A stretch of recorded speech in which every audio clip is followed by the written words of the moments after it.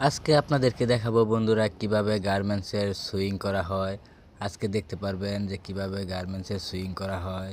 তার আগে আরেকটি কথা বলে নিই, যদি আমার চ্যানেলে নতুন হয়ে থাকেন তবে চ্যানেলটি সাবস্ক্রাইব করুন এবং পাশে থাকুন, ভিডিওটি দেখতে থাকুন। এটা হচ্ছে একটা ওভারলক মেশিনের মধ্যে ডিভাইস লাগানো হয়েছে। ডিভাইস লাগিয়ে তারপর এটাকে রাবার এলাস্টিক দিয়ে তারপরে এটা জয়েন করা হচ্ছে।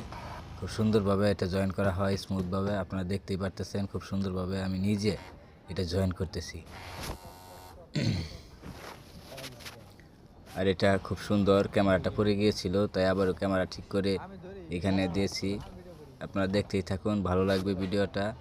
খুব সুন্দরভাবে প্রসেসিং করা হয় এবং হালকা হালকা করে দিতে থাকবেন এবং খুব সুন্দরভাবে প্রসেসটা শেষ করলাম এবং কাজটা কমপ্লিট করলাম। ধন্যবাদ বন্ধুরা, অবশ্যই লাইক কমেন্ট শেয়ার করবেন।